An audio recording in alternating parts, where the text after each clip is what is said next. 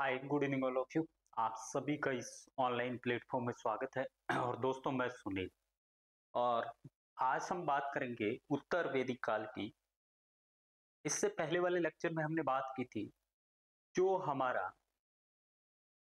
वैदिक काल था उसके अंदर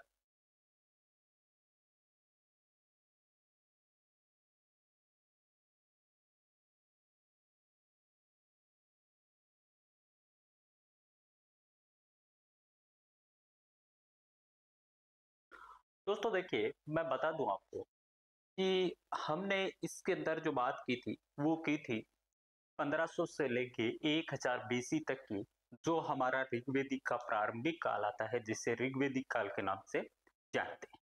वो ऋग्वेदिक एरा था। उसमें हमने किस प्रकार की राजनीतिक व्यवस्था थी, किस प्रकार की सामाजिक, किस प्रकार की धार्मिक और किस प्रकार की रिलीजियन जो सिस्टम था उसके बारे में बात की। आज का जो लेक्चर है दोस्तों वो आपका है 1000 बीसी से लेके 600 बीसी तक का, जिसे हम लेटर वैदिक एरा यानी उत्तर वैदिक काल कहते हैं। उसी के तमाम वो एस्पेक्ट जो आपके राजनीतिक के हिसाब से, आपके धार्मिक हिसाब से, आपके सांस्कृतिक हिसाब से, उन तमाम चीजों का इसके अंदर हम डिस्कशन करेंगे। तो चलिए दोस्तों स्टार्ट करते हैं उत्तर वैदिक काल को।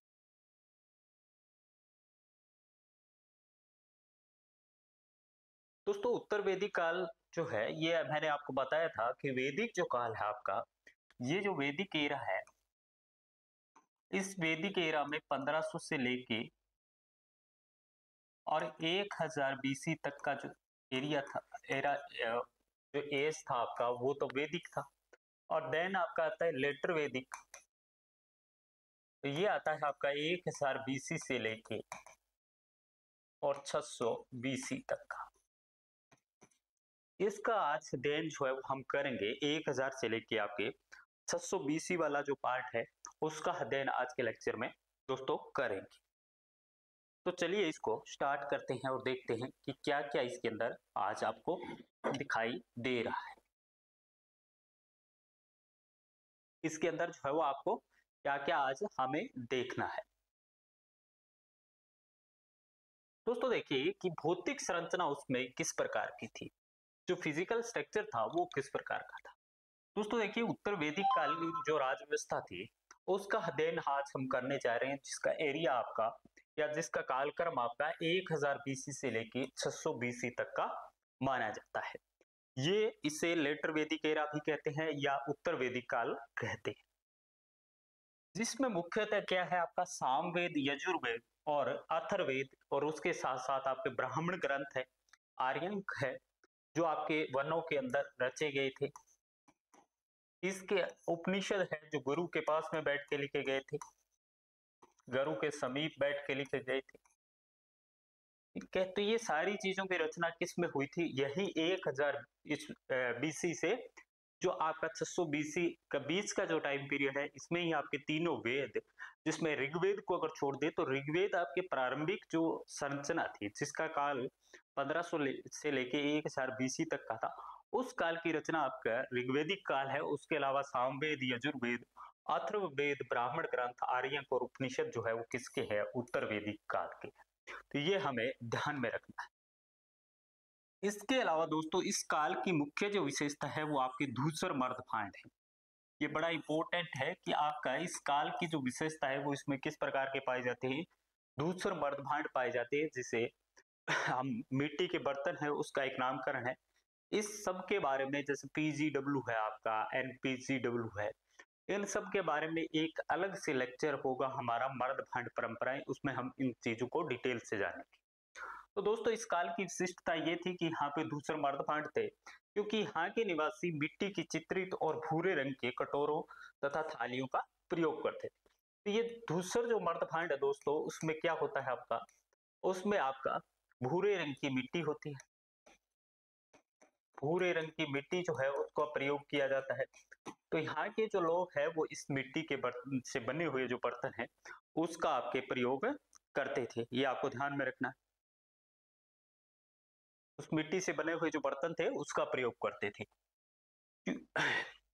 लोहे के हथियारों का प्रयोग करते थे। तो अब देखिए आप कि जो आपका ऋग्वेदिक काल था दोस्तों, इस ऋग्वेदिक काल में आपका तांबा और कांस्य का प्रयोग हमें दिखाई देगा, लेकिन लोहे का जो प्रयोग है वो लोहे का प्रयोग आपको जो लेटर वैदिक एज है, इस लेटर वैदिक एज में मिलेगा, क्योंकि इससे पहले आपको लोहे का प्रयोग नहीं मिलेगा। और जैसे ही लोहे का प्रयोग ऋग्वेदिक के कह सकते हैं कि अंतिम पीरियड यानी 1000 बीसी के आसपास आपका होने लगा, और ये जो है इसी के कारण आपका उत्तर वैदिक काल यानी लेटर वैदिक एज जो है उसकी स्टार्टिंग हुई थी। तो इसके अंदर आपको ये भी मिलेगा कि लोहे का प्रयोग है वो आपका इसके अंदर होने लगा था, जबकि ऋग्वेदिक काल के अंदर लोहे का प्रयोग नहीं था। ऋग्वेदिक काल में आर्य सभ्यता का केंद्र जो था वो दोस्तों सपत सिंधु प्रदेश मीन्स आपका जो पंजाब और सिंध का मैंने क्षेत्र बताया था। सप्त सिंधु का मतलब जहाँ पे सिंधु और उसके साथ साथ 7 अन्य नदियां थी, वो वाला क्षेत्र जो था वो ऋग्वेदिक काल में था। लेकिन उत्तर वैदिक काल में आर्य जो सभ्यता है उसका केंद्र आपका ब्रह्म ऋषि प्रदेश हो गया। और ये ब्रह्म ऋषि प्रदेश है दोस्तों, ये सरस्वती और सरस्वती के मध्य का क्षेत्र माना जाता है। उसका केंद्र जो है अब मध्य देश हो गया, और जो सरस्वती से लेके गंगा यमुना दो आप तक विस्तृत हो गया। अब देखिए दोस्तों हुआ क्या है यहाँ पे कि यहाँ पे क्षेत्र जो था उसमें भी परिवर्तन हो गया। जो क्षेत्र पहले आपका सप्त सिंधु था वो अब किधर आ गया, दृष्टि और सरस्वती जो नदी है गंगा के जो मैदानी भाग है उसकी तरफ मीन्स उत्तर पश्चिम से आपका चलता हुआ, आपका उत्तर पश्चिम जो है यहाँ से चलता हुआ प्रदेश किधर आ रहा है, इधर आ रहा है। ये उत्तर पूर्व की ओर आपका क्षेत्र जो है वो हो गया। आगे मैं मैप के माध्यम से भी इसको बताऊंगा कि प्रारंभिक जो क्षेत्र था वो कहाँ पे था और उत्तर वैदिक जो है वो कहाँ पे हो गया। दोस्तों अंतिम चरण में आपकी यमुना गंगा तथा सदानीरा नदियों द्वारा सिंचित जो उपजाऊ क्षेत्र है उसको विजित कर लिया, वहां को जो है जीत लिया गया। ये जो मुख्य विशेषता थी उत्तर वैदिक काल की दोस्तों हमने जाना। अब देखिए इस मैप के माध्यम से आप जानने की कोशिश कीजिए कि वैदिक जो एरा था आपका, ये वैदिक एरा का रिप्रेजेंट कर रहा है। मीन्स वैदिक एरा की मैं जब बात कर रहा हूं तो आपको ऋग वैदिक ध्यान में रखना, और जब लेटर वैदिक एरा की बात कर रहा हूं तो वहां पे उत्तर मध्य काल आपको ध्यान में रखना है। ये लेटर वैदिक एरा है। ये जो प्लेस था पहले, ये वाला जो प्लेस था आपका जिसमें हड़प्पा, तक्षशिला, कंबोज और गांधार ऐसे क्षेत्र थे। इसके साथ साथ देखिएगा यहाँ सिंधु नदी है या सतलज है, रावी है, बनास है, झेलम है। तो ये जो पूरा एरिया था ये किसका था दोस्तों, ये आपका ऋग्वैदिक काल का एरा। ऋग्वैदिक एरा जो है उस काल का एक क्षेत्र माना जाता है। अब हुआ क्या उत्तर वैदिक काल में, उत्तर वैदिक काल में यहाँ पे ये वाला जो है ये आपके आर्य जो लोग थे, ये आर्य ट्रांसफॉर्मेशन हुआ यहाँ पे, और ये ट्रांसफॉर्मेशन होके कहाँ पे आ गए, आपके इधर की साइड में आ गए। ये जो गंगा वाला जो भाग है, ये जो गंगा वाला जिसमें आपके गंगा और यमुना आपको दिखाई दे रही है ये नदियां, ये और मथुरा है, जैसे इंद्रप्रस्थ है, पांचाल है, कौशल है, वत्स है, कजी है, काशी है, ये यहाँ पे क्या हो गया आपका ट्रांसफर हो गया। ये वाला जो एरा था, ये वाला जो एरा था उत्तर पश्चिम से, ये क्षेत्र जो है ये कहाँ पे हो गया, इधर ट्रांसफर हो गया। मीन्स ये आर्य जो लोग थे अब कहाँ पे आने लगे, यहाँ पे। और ये क्षेत्र जो है वो क्या था, उपजाऊ क्षेत्र था दोस्तों। आप जानते हो कि गंगा यमुना का जो दोआब है मीन्स उसके बीच की जो भूमि है वो बहुत ज्यादा आपकी उपजाऊ है, वहां पे बहुत ज्यादा पैदावार होती है। तो आगे आगे जाके आप देखोगे इसी क्षेत्र से बाद में जाके आपके जनपद और महाजनपदा निकलेंगे। तो सारी जो चीज है वो कहाँ से हो रही है, आपके उत्तर पश्चिम से किधर आ रही है, आपकी उत्तर पश्चिम से आपकी ट्रांसफर होके किधर आ रही है दोस्तों, उत्तर पश्चिम से ट्रांसफर होके आपकी इधर की तरफ आ रही है, उत्तर पूर्व की ओर। तो यहाँ तक में भी कोई आपके कंफ्यूजन नहीं है। अभी ऋग्वेदिक काल से उत्तर वैदिक काल के कुछ ट्रांसफॉर्मेशन जो है वो हमने देखे। पहला ट्रांसफॉर्मेशन था कि उत्तर वैदिक काल में आपका लोहे का प्रयोग हो जाता है, जबकि ऋग्वेदिक काल में नहीं होता था। ऋग्वेदिक जो काल था, जो प्रारंभिक जो काल कहते हैं, उसमें केवल ऋग्वेद की रचना हुई थी।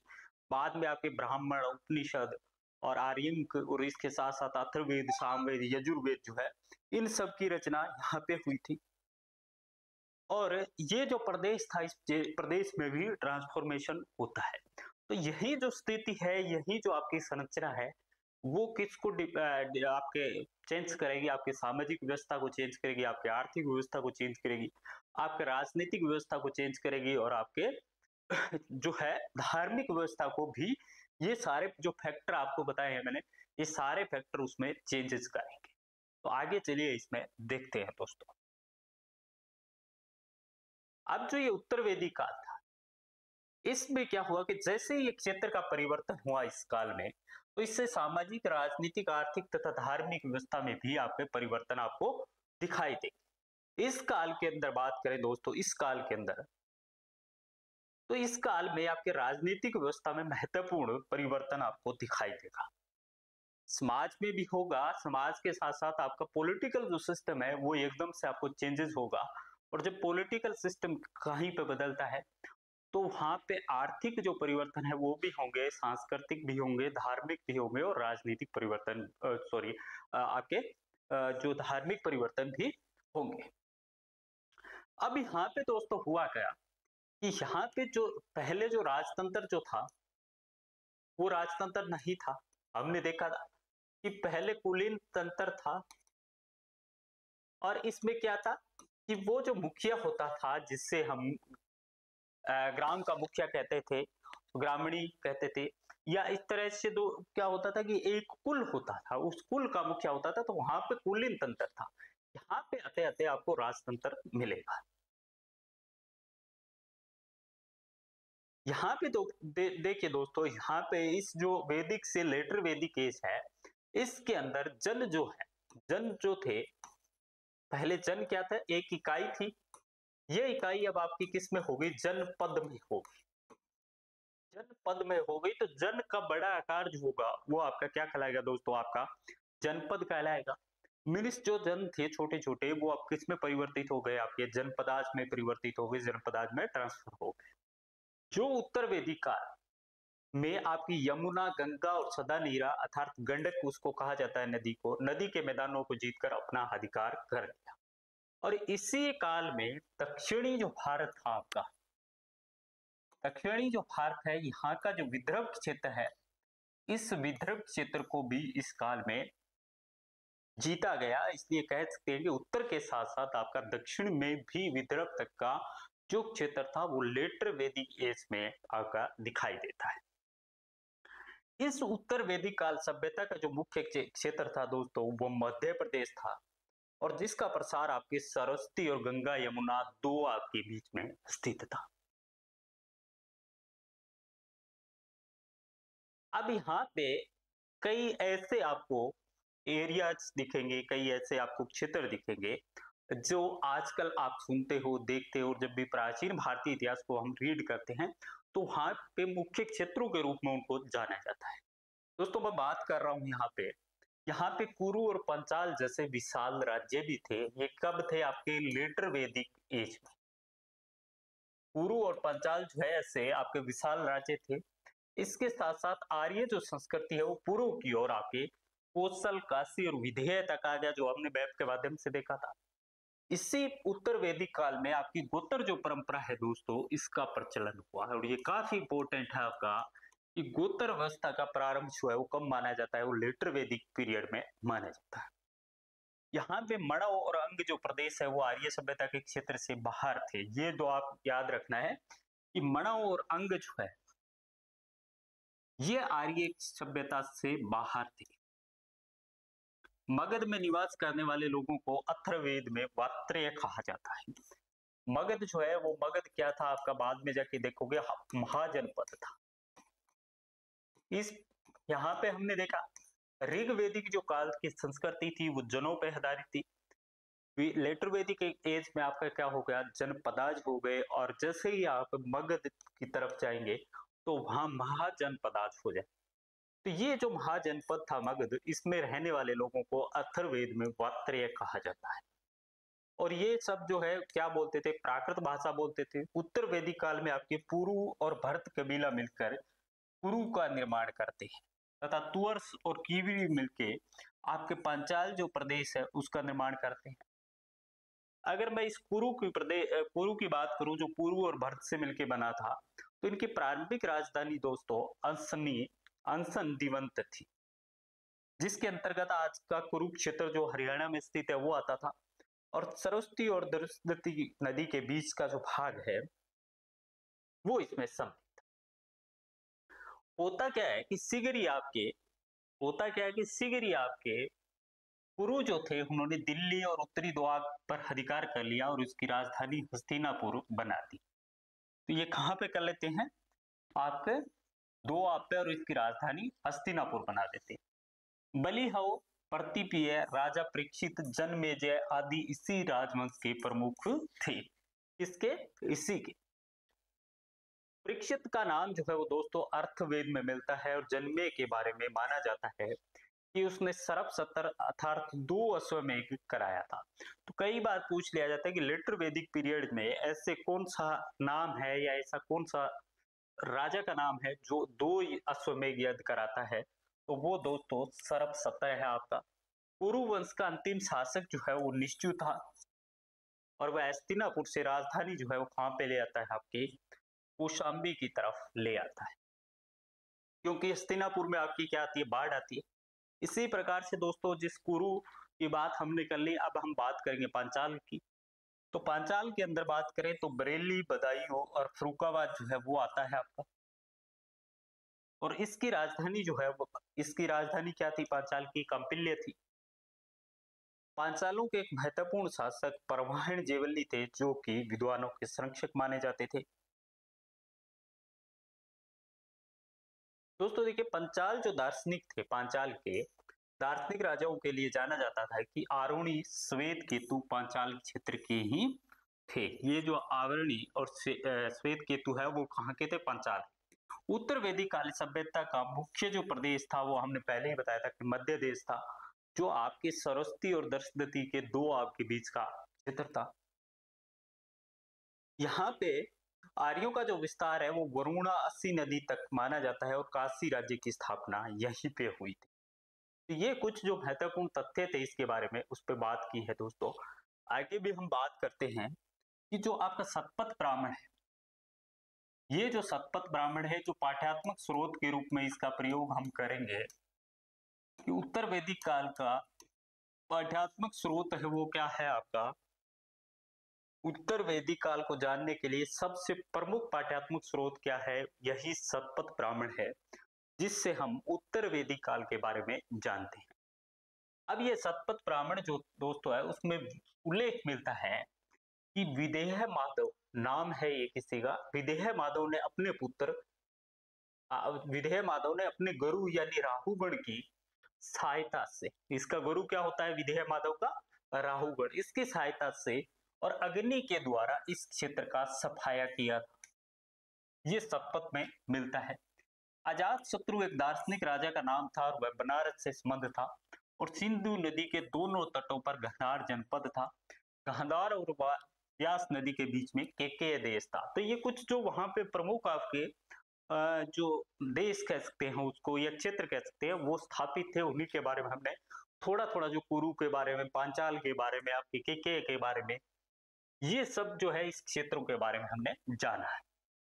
अब दोस्तों छागोन्य उपनिषद है, उसके अनुसार ये दावा किया गया है कि मेरे राज्य में चोर, मदवेशी, क्रियाहीन, व्यभिचारी और अविद्यान, ये जो है ये आपके छागोन्य उपनिषद में दावा करते हैं कि ये जो केकय देश है इसमें ना तो चोर है, ना व्यभिचारी है, ना इस तरह के कोई गलत काम करने वाला कोई भी व्यक्ति यहाँ पे नहीं है। अब दोस्तों मैंने थोड़े क्षेत्र के बारे में आपको बताया, छोटे छोटे जो क्षेत्र थे जो उत्तर वैदिक काल या लेटर जो वैदिक पीरियड है उसमें। अब हम जानते हैं दोस्तों कि जब हम लेटर वैदिक एज को जानना हो, जब हमें लेटर वैदिक एज को जानना हो, तो उसके प्रमुख स्रोत क्या क्या है हमारे पास, किन स्रोतों के माध्यम से हम लेटर वैदिक पीरियड को जान सकते हैं।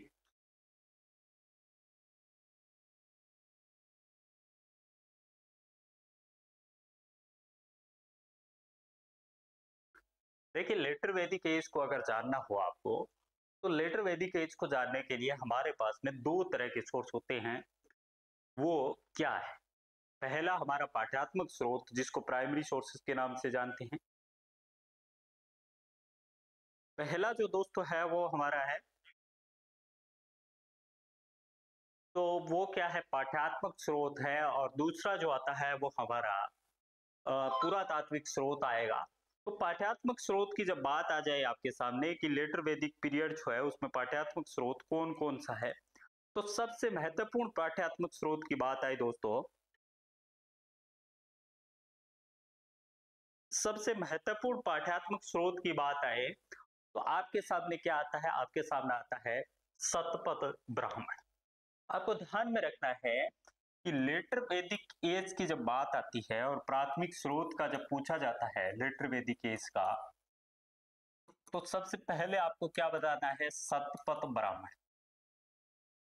शतपथ ब्राह्मण जो है उसकी उसमें लेटर वैदिक एज के बारे में बात, उसमें एक कथन मिलता है दोस्तों, और वो कथन क्या कहता है, कथन किनके बीच होता है, कथन होता है विधेय माधव और उसका गुरु जो है राहु गुण, गौतम राहु गुण, इनके बीच का मिलता है। इसमें दो आपके होते हैं, पहले विदेहक माधव और दूसरा आता है आपका राहु गण। दो नाम आपको ध्यान में रखने हैं।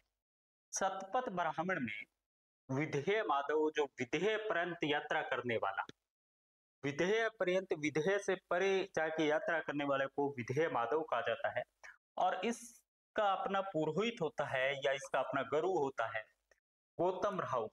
इनके साथ में क्या करते हैं, ये निवास करते हैं। उन्होंने वेश्या नर अग्नि को अपने मुंह में धारण किया, और धुर्त का नाम लेते ही वह अग्नि मुंह से निकल के कहां पे आ गई दोस्तों, पृथ्वी पे आ गई। एक तीसरा जो है इसमें, इन दोनों के अलावा इसमें रोल किसका है, अग्नि का। और पृथ्वी पे जैसे ही आती है तो सब कुछ जलाते हुए पूर्व की तरफ बढ़ी, और विधेय माधव ने पुरोहित गौतम राव गुण के साथ उसका अनुगमन किया। इस तथ्य से इससे आपको क्या साबित होता है,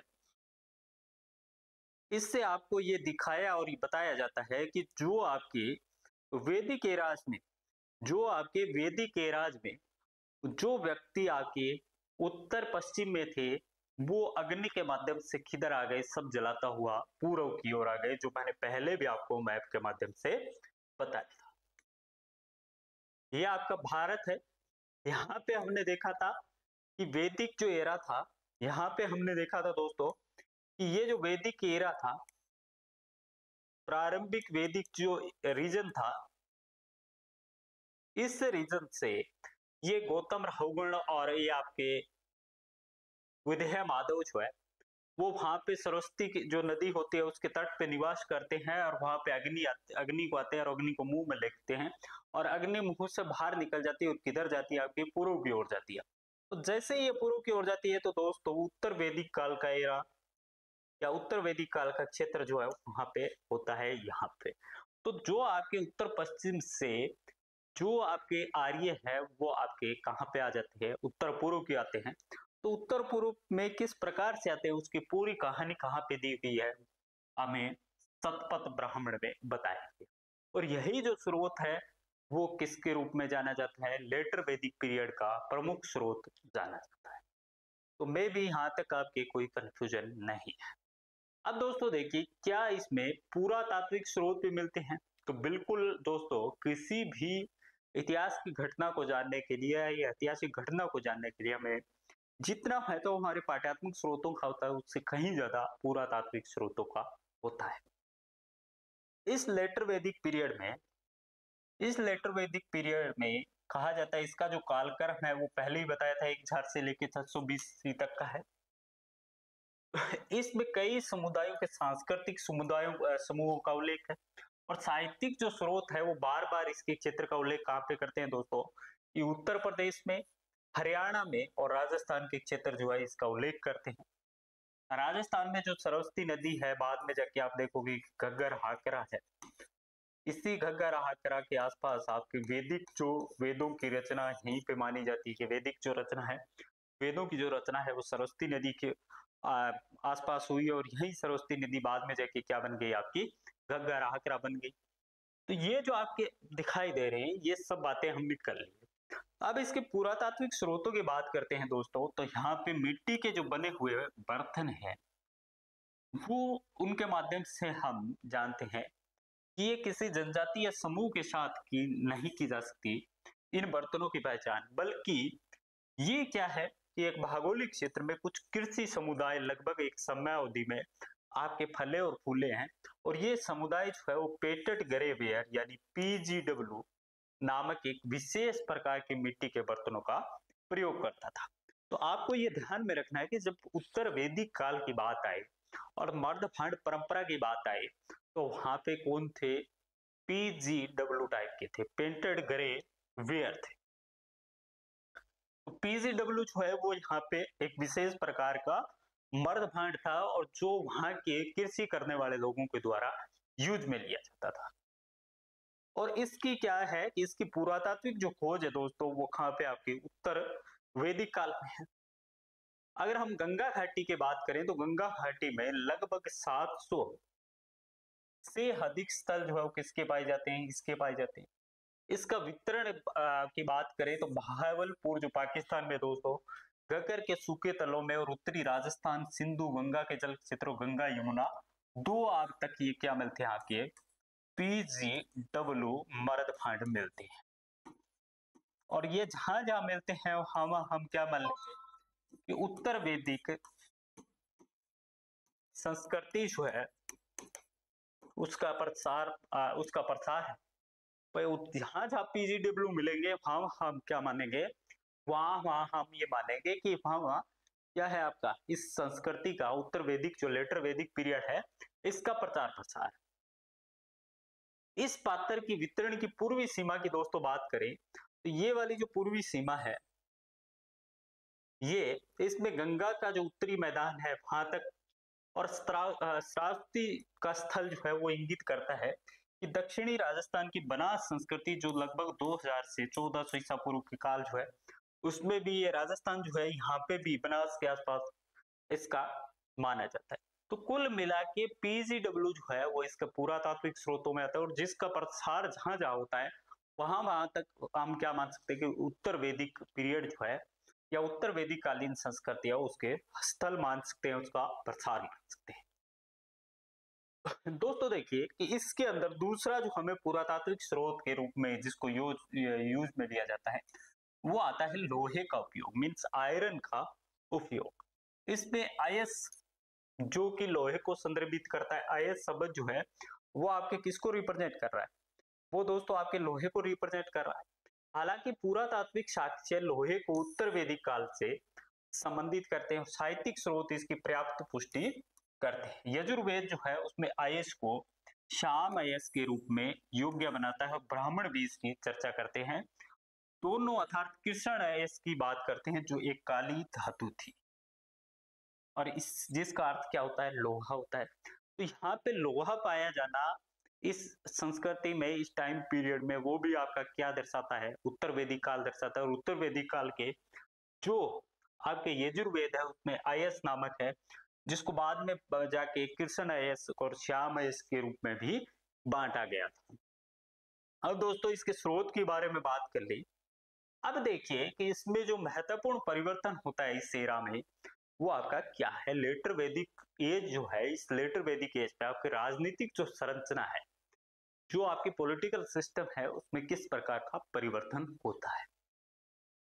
दोस्तों देखिए हमने जब बात की थी कि ऋग्वैदिक काल की जब बात की थी, तो ऋग्वैदिक काल में क्या था? कबीले थे, कुल या कबीले यहाँ पे पाए जाते थे, और इनका क्या होता था? कबीले का शासक होता था या कुल का शासक होता था, यहाँ पे कुलीन तंत्र था।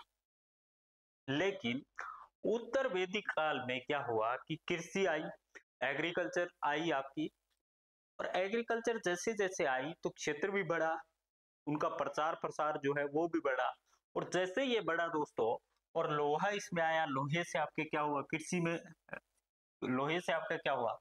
कृषि जो थी उसमें उसका विकास हुआ, कृषि का विकास हुआ। जैसे ही लोहे का विकास हुआ तो कृषि का विकास हुआ, और जैसे ही कृषि का विकास हुआ तो लोग क्या करने लगे? कृषि के लिए एक स्थान पे स्थायी रूप से बसने लगे।